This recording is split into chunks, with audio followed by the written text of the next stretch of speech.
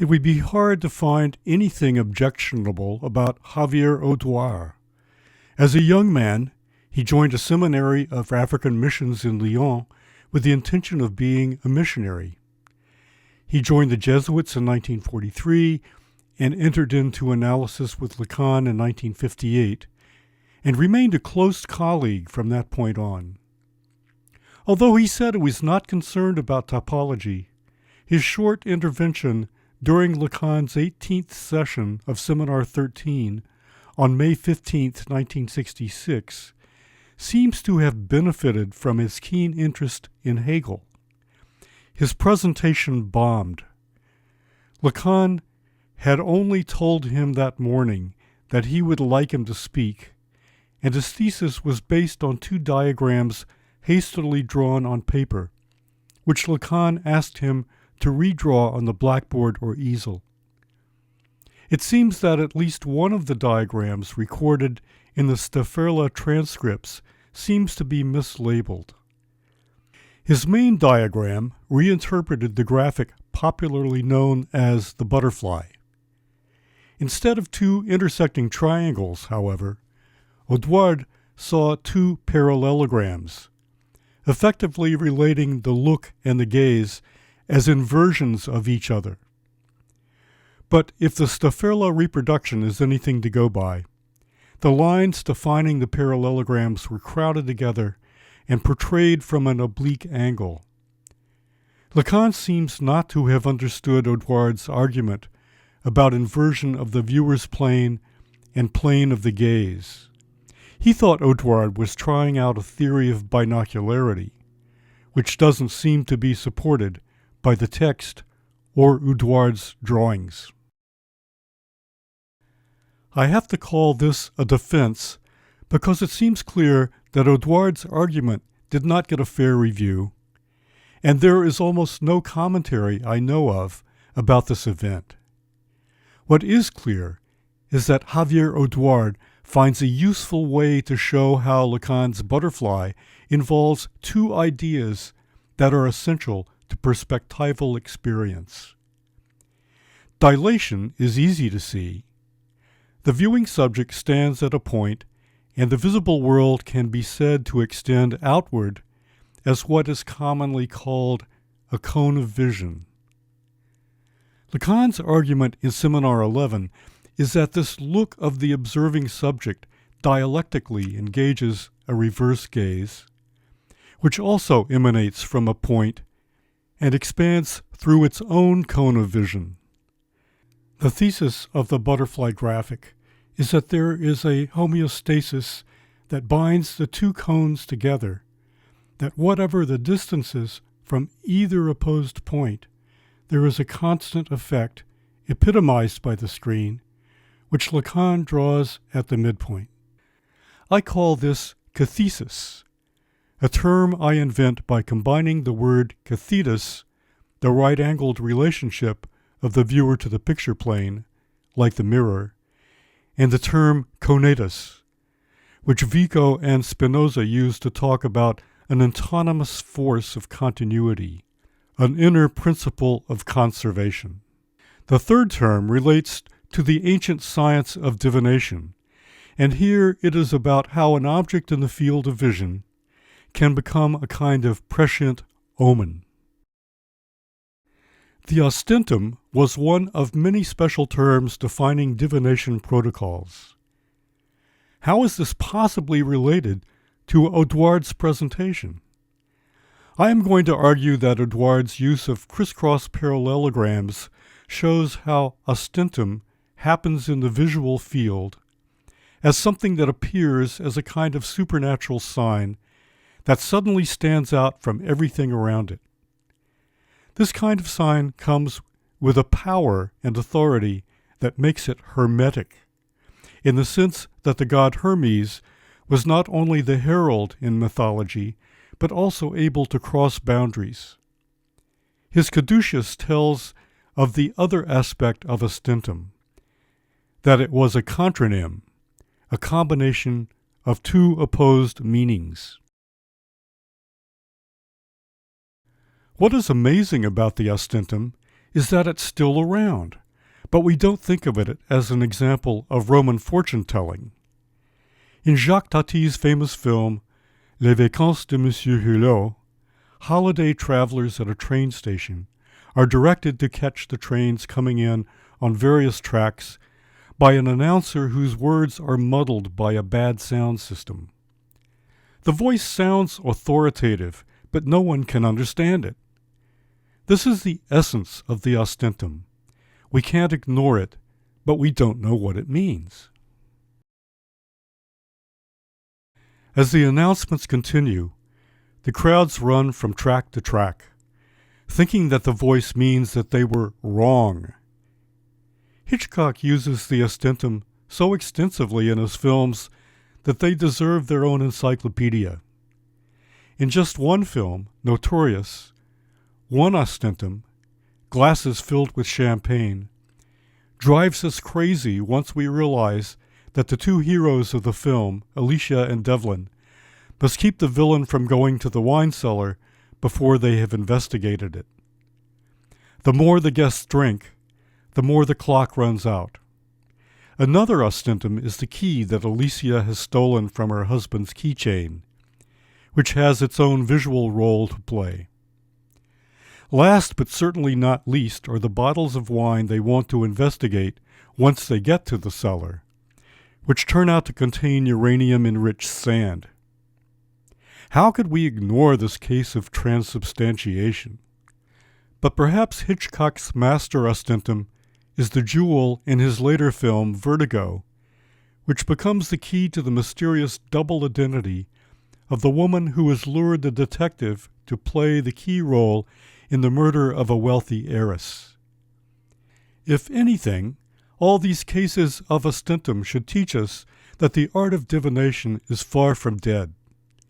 It is used in popular culture to show us, as Zizek would put it, how to desire. This is not, however, a generic desire. It is a desire to see what's coming next, and how this desire both isolates and paralyzes the perceiver as he or she is caught up in the penumbra of the eye of fate. As with these cinematic examples of the ostentum, what makes this kind of sign particularly Auduardian is the way that a cut brings forward something that had been latent and invisible in the background. It is something that would normally blend into its surroundings, but suddenly it comes forward. This violation of the order of perspectival dilation is precisely what Auduard shows us with his crisscross parallelograms. This is a newer and stronger kind of anamorphosis. It's one that reminds us retroactively that something had been concealed and now suddenly comes to notice. Once we see the ostentum, we can't get it out of our heads. We continue to see it, even though others can't. Our special ability to see the object that is invisible to most becomes a compulsion, a special cause. We know a lot about the ancient practices of divination, but we do not think about its relation to projective geometry. This may be because we have not thought about divination as something that could possibly involve anamorphosis of the kind that Auduard has allowed us to theorize in terms of dilation and cathesis.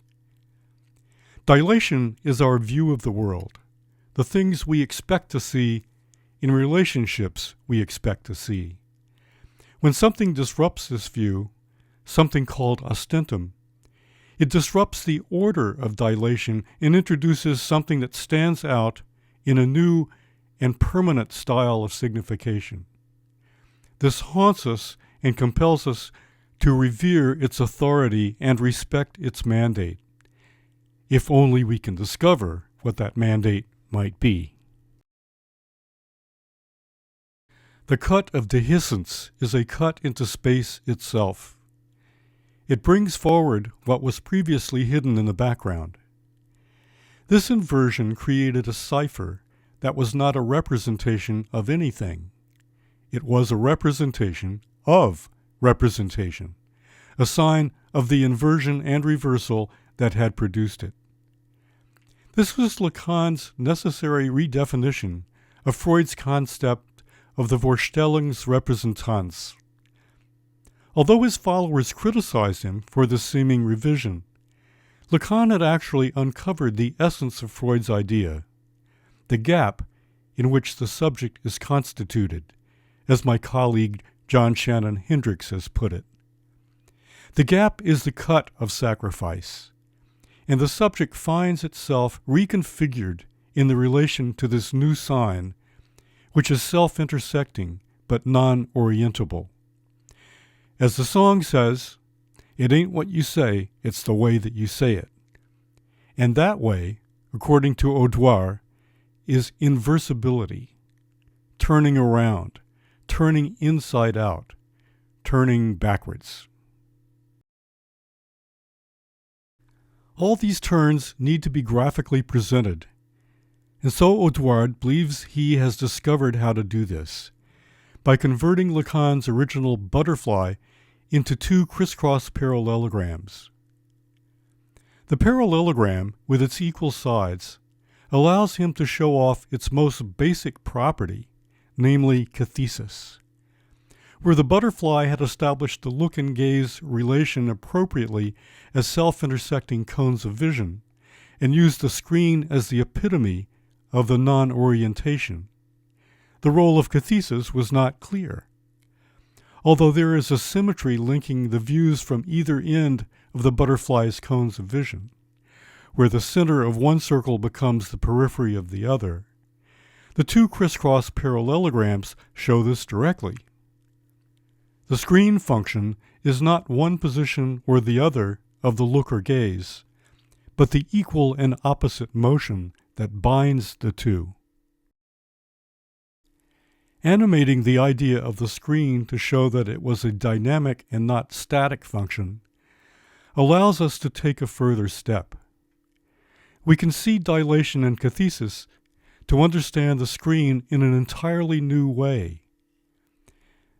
There is nothing less than an appreciation for the relation of the butterfly and its divinatory connections to the ostentum, where the theme of sacrifice becomes the suppression of one signifier and the production of prophecy, which becomes the equal and opposite production of signifying chains. This is Lacan's idea of metaphor, also a crisscross, but metaphor as a peripraxis, where the sacrificial cut brings forward a concealed content. And, just as Freud's peripraxis brought forth the suppressed relationships between sex and death, this confirms a new and legal relation, that is, a relation that is not just a truth, but a truth of truth.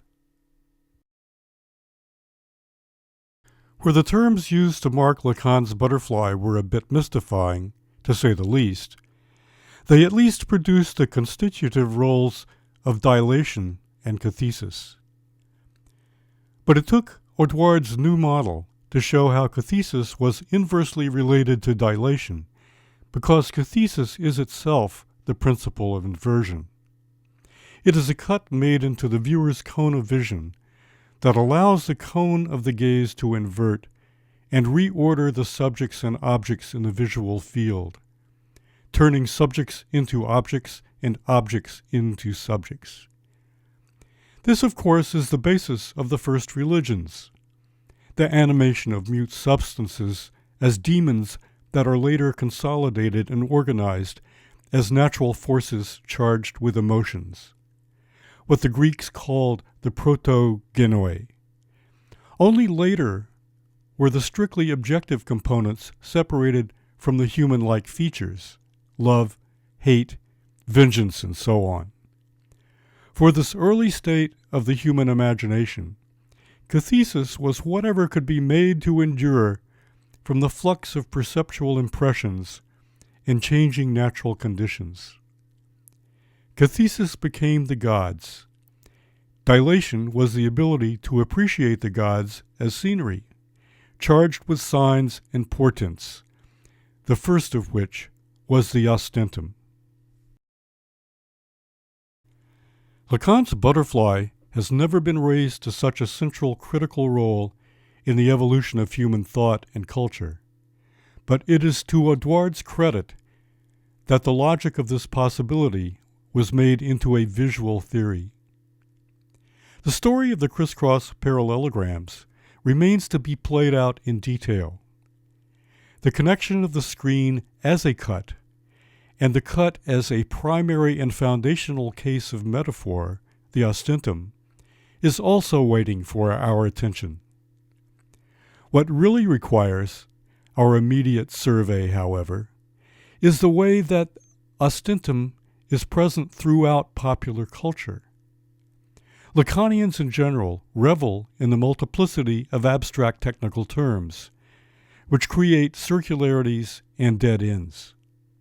Have they really forgotten what Hegel said about this kind of thinking, where there is nothing more than a skeleton with tickets stuck all over it? Lacan's strikingly visual ideas require a strikingly visual response, a theory of the visual, a theory that is able to see what is happening in the diagrams Lacan makes, not to explain abstract concepts, but to allow the diagrams to extend into the human cultural realm, into culture, into ethnology, into the popular arts, where, as we see, the ostentum and its configurations of dilation and cathesis make us laugh or cry. Only then can we rescue Javier Odoard from his disastrous presentation on May 15, 1966. We can see what he was trying to say and start all over, to see again what has been involved with our looking that is simultaneously being seen.